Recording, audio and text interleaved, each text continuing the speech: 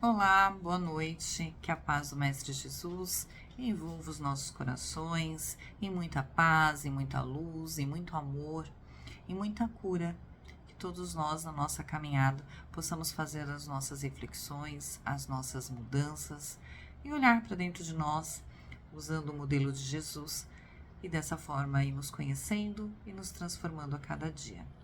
Então, boa noite para quem for de noite, se for de dia, bom dia, boa tarde, enfim, que esse seja um encontro aí repleto de muita presença divina e de aprendizado, de alguns momentos que a gente tire para fazer rápidas reflexões.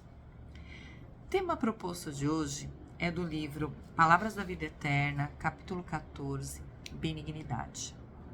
A gente vai começar esse capítulo com um trechinho de uma carta de Paulo aos Efésios, que é assim, ó: sedes uns para com os outros benigno, compassivos, perdoando-vos uns aos outros, como também Deus, em Cristo, vos perdoou. Então, olha quanta coisa aqui está sendo convidado a gente ser um para com o outro, né? Compassivo, perdoar. E aí, dentro desse trabalho do perdão no texto, riquíssimo, que Emmanuel nos traz uma reflexão, ele fala sobre a bondade, sobre a renúncia, sobre a justa felicidade, fala sobre o protótipo de amor e paz, fala aí sobre as nossas oportunidades, né, de estar aí aprendendo com Cristo. Então, hoje vamos fazer uma breve reflexão sobre benignidade, pensando nesses convites que foram feitos a essas sugestões de Paulo para nós, mas sobre as nossas atitudes no dia a dia. Então, esse texto ele vem bem cheio de informações que a gente vê assim, olha, tolerância versus violência. Então, assim, pensar no quanto a gente precisa ser tolerante e o quanto a intolerância hoje tem trazido no nosso dia a dia a questão da violência. A violência em casa, a violência nas ruas, por não tolerar diferença de opinião, por não tolerar diferença de credo, por a gente não se respeitar mais como a gente deveria se respeitar. Então, o dano que nós estamos tendo na nossa sociedade hoje, enquanto cristãos, por não termos tolerância, por não termos respeito para com o próximo. E quando a gente fala disso, a gente avaliar também o quanto muitas vezes somos cruéis. E só demonstra a nossa fraqueza esse ponto de ser intolerante. Porque isso tira de nós o fato da gente ter compaixão com o outro. Nos identificarmos em algum momento, termos compaixão, estarmos disponíveis. Estarmos ali pensando na única maneira que existe de salvação, no nosso treino para o amor, que é o quê? A caridade. Quando a gente se propõe a ser caridoso, a ser uma pessoa do bem, a gente começa a perceber que para se fazer isso, além de treinar a questão do amor, porque não dá para fazer caridade sem amor, sem se colocar no lugar do outro, é um grande exercício isso, um exercício até de desapego, a gente precisa ter compaixão. A gente precisa entender aquela outra pessoa. A gente precisa se permitir se tocar, entender onde dói, porque muitas vezes no nosso processo de compaixão, a gente sente dor em ver a tristeza alheia. Aquilo nos incomoda, nos toca e nos direciona a ter uma atitude. E a gente tem que buscar o quê? Uma atitude fraterna, uma atitude que tenha aí crescimento, e não atitudes que, mediante a nossa falta de compaixão, elas terminam sendo cruéis. Quando a gente vê uma situação em que nos toca, devemos ficar ali apontando com a nossa crueldade as falhas da outra pessoa. Tá vendo? Se você não tivesse tomado tal caminho, eu não estaria passando por isso, porque nós não estamos auxiliando. Quando a gente cai que a gente fez escolhas erradas, a gente já sabe que fez escolhas erradas. A gente não precisa de ninguém apontando para nós. A gente precisa de alguém que estenda a mão para que a gente se coloque em pé novamente, para que a gente se sinta com uma nova oportunidade, para que a gente se sinta humano. Não, muitas vezes, quantas vezes nós não negamos a guarida ao Cristo ao nosso coração? Como assim, Sandra? Quantas vezes a gente deixou isso, a palavra, né, do Cristo para depois? O convite do Cristo para a gente evoluir, para a gente amar mais, para a gente perdoar, para a gente conviver, para depois. Mas é impressionante como Cristo continua com a sua presença em nossas vidas. Ali, aguardando e colocando tudo ao nosso redor em sua presença. Seja com o Evangelho, seja com seus ensinamentos, seja com as pessoas que estão ao nosso redor nos auxiliando, sendo para conosco aquilo que nós precisamos naquele momento. Então, assim, muitas vezes a gente fala, não, eu não tenho tempo para o Cristo, tá? Mas Ele tem um tempo disponível para atender, inclusive, os nossos pedidos, né? Então, que a gente pense também sobre isso. Na hora de pedir, nós pedimos várias coisas. O que nós agradecemos? E como nós contribuímos para esse reino do Pai? Qual é o nosso trabalho, a nossa tarefa nisso tudo?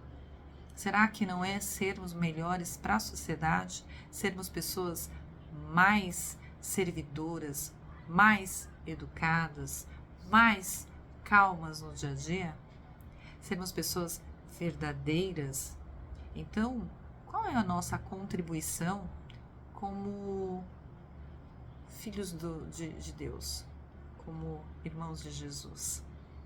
Esse deveria ser o nosso pensamento todos os dias. Como que eu estou servindo? Durante muito tempo, o que a gente percebe é que o ódio fez muitas guerras.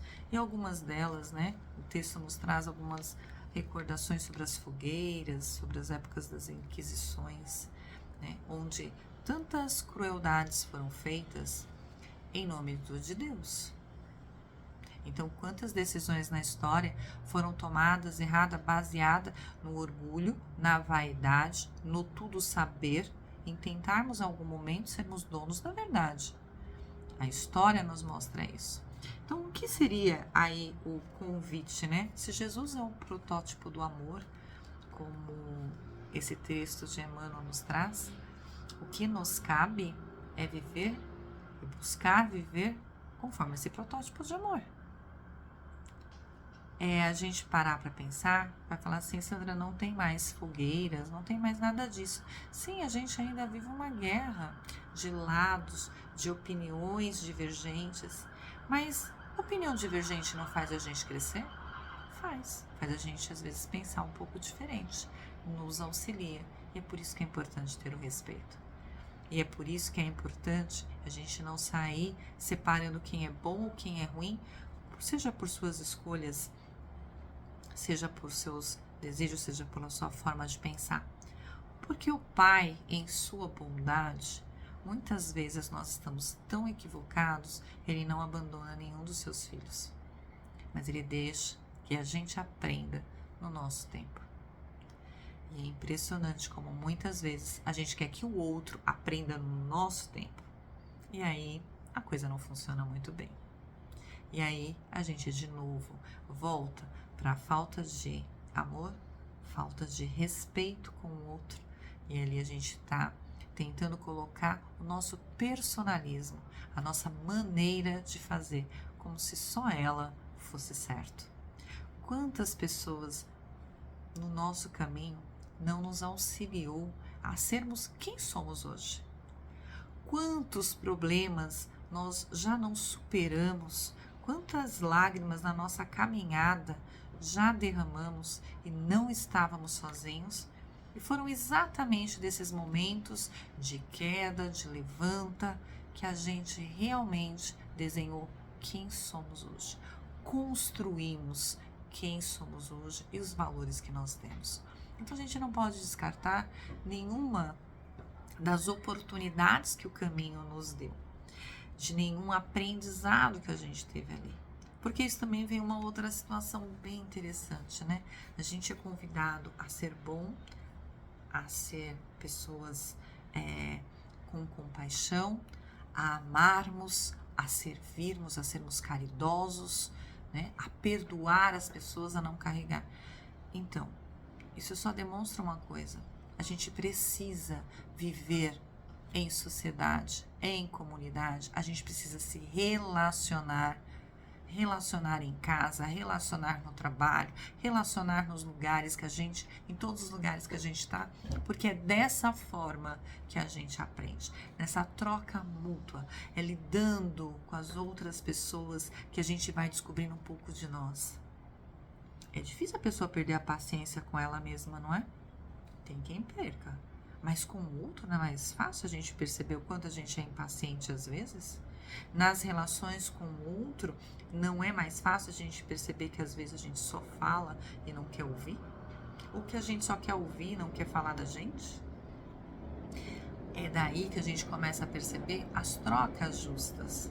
É daí que nasce ainda nas nossas relações coisas muito boas que a gente carrega assim, amizade, cumplicidade, pessoas que com o tempo a gente diz que nos conhece com o olhar, mas não foi assim desde o início, foi numa troca, foi um ganho de confiança.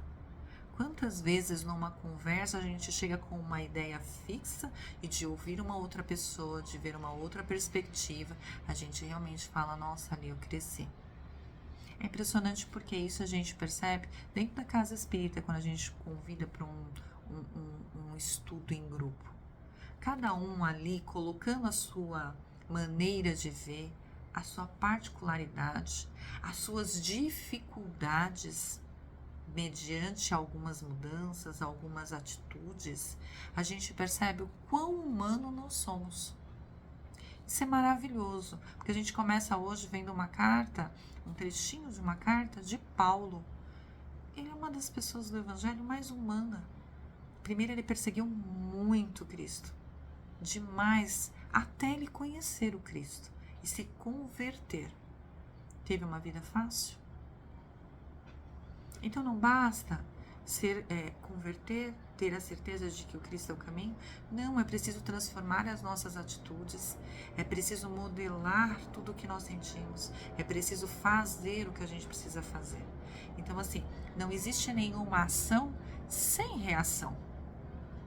Então, para cada atitude que a gente teve que não foi coerente, a gente vai ter tempo para estar ali reconstruindo, para estar ali refazendo, né?